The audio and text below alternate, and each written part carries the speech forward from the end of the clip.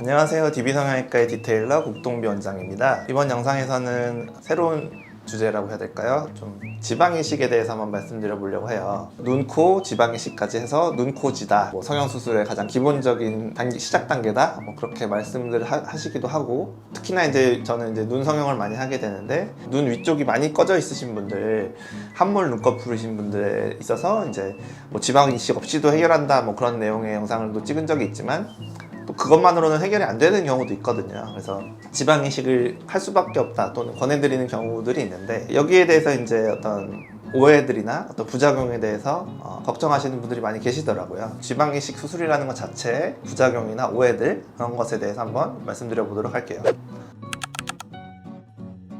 오해 부분은 제가 뒤쪽에 말씀드리도록 하고요. 지방이식이라는 것의 원리랄까요? 다른 부위에 있던 지방을 뽑아서 얼굴에 넣었는데 거기서 생착이 돼서 살아가는 원리에 대해서 이제 많은 의학자들이 연구를 진행했고 지금도 많이 하고 있거든요. 왜냐하면 더 많이 살리려고, 그러니까 생착률을 높이는 방법이 무엇인가에 대해서 연구를 하려면 어떤 원리에서 얘가 생착이 되는가를 알아야 되잖아요. PRS라는 성형외과 국제학술지 가장 저명한, 의외로 이 지방이식의 생착률 또는 어떤 생착률을 늘리는 그런 내용에 대한 연구가 굉장히 많아요. 최근 연구 중에 보면. 그래서 그 원리가 뭐냐면, 지방을 예를 들어서 배든 허벅지에서 뽑아서 이마에 넣게 되면 지방 세포가 이제 들어가는 거잖아요.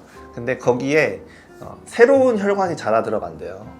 우리 몸에 있는 모세혈관들이 있는데, 그 새로 들어온 지방세포를 위해서, 그걸 먹여 살리기 위해서 새로운 혈관이 자라난다는 거죠. 거기에 혈액 공급이 되고 영양분 공급이 되면 그 지방이 거기에 딱 자리를 잡아서 이식이 딱 완료되는 거고 생착되게 된다. 이게 바로 이제 지방이식이 살아남게 되는 원리거든요. 그 원리를 생각해 보면, 혈관이 자라나서 지방세포까지 도달을 하려면 지방이 좀 이렇게 고르게 퍼져 있어야 돼요. 그래야만 혈관이 자라날 수가 있겠죠. 지방이식의 가장 큰 부작용 중에 하나가, 이제 지방을 결국 이렇게 너무 뭉텅이로 넣었을 때 이 가장 가운데 코어 중심부까지 혈관이 자라서 도달하지 못하게 되면 이 가운데 부위가 이제 지방이 석회화되는 그런 문제가 있거든요. 약간 돌처럼 된다는 거예요. 딱딱해진다는 거죠. 그게 이제 가장 큰 부작용이자, 또는 석회화되다 보면 이게 괴사될 수도 있고 그런 부작용이 될 텐데, 그러니까 얼굴에는요, 우리가 지방을 넣을 때 이렇게 뭉텅이로 넣을 만한 곳이 사실 거의 없어요. 특히 이마에는 그렇게 들어갈 수가 없고요.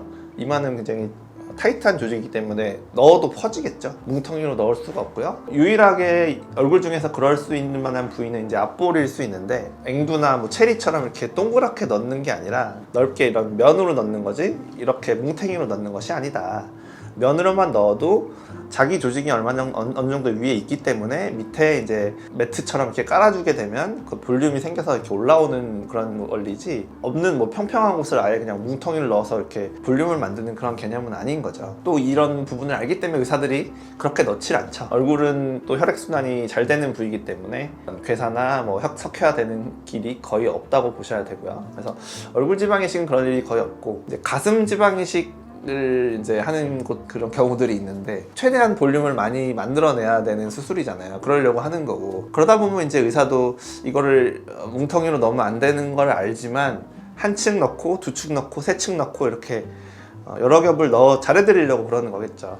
볼륨을 만들어내기 위해서 그렇게 하다 보면 이게 층층이 쌓이다 보면 결국에는 이게 한 뭉텅이처럼 그렇게 인식이 될 수 있어서 그 중심 부위가 이렇게 석회화되는 경우들을 좀 보긴 했어요. 그리고 대학병원에 있을 때 그런 문제로 오신 분도 봤었고, 그래서 MRI 같은 거 찍어보면 실제로 가운데가 이렇게 돌처럼 석회화되어 있는 그런 경우도 있었고, 로컬병원에서 제가 가슴 수술을 이제 했을 때, 예전에 가슴 지방이식 수술을 했던 분들을 열어서 보면은 그런 지방 덩어리들이 이렇게 뭉쳐 있고, 거기가 이제 좀 석회화되어 있거나 아니면 이렇게 덩어리처럼 이렇게 따로따로 이렇게 메스처럼 보이는 그런 경우들, 수술을 하다 보면 그게 터져서 이제 오일처럼 흐르기도 하고 그런 경우도 많이 봤고 그래요. 부작용은 아니지만 많이들 하시는 오해에 대해서 좀 말씀드리자면, 많이 하시는 걱정이 지방이식 하면 강남언니처럼 되는 거 아니냐, 그 부분을 많이 걱정하시는데, 10년, 20년 전쯤에 지방이식이 좀 처음 생겼을 때, 또는 이렇게 좀 과하게 원하시는 경우, 이마가 이렇게 굉장히 이렇게 볼록 튀어나와 보이는 그런 걸 이제 우리가 풍자하듯이 그런 그림이 있었는데, 지방을 너무 많이 넣었기 때문일 거예요. 아니면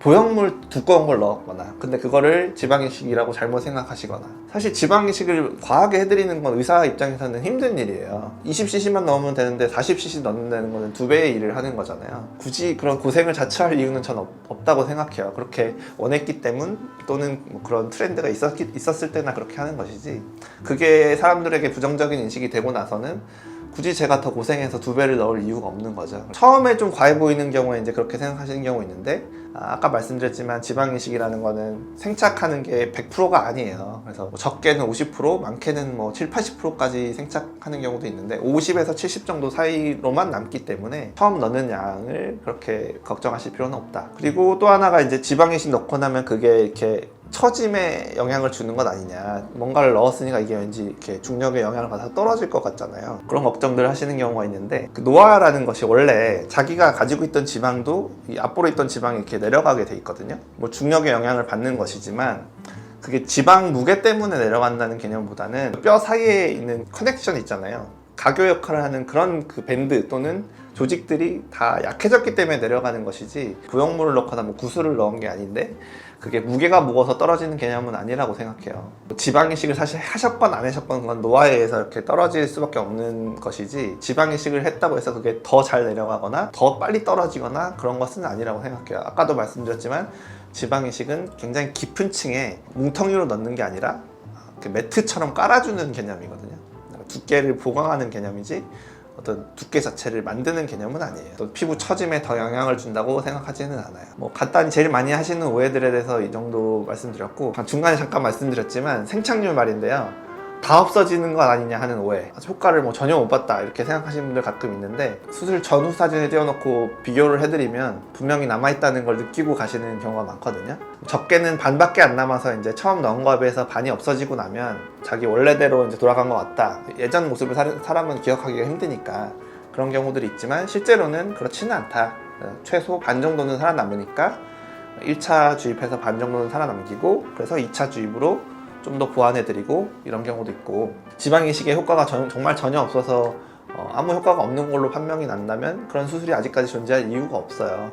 분명히 효과를 보시는 분들도 많고 또는 살이 쪄서 너무 부풀어 오르는 그런 경우도 있거든요. 그래서 생착이 되고 나면 분명히 그것은 자리를 잡는 것이다, 이식이 된 것이다, 그렇게 생각하시면 될 것 같아요. 네.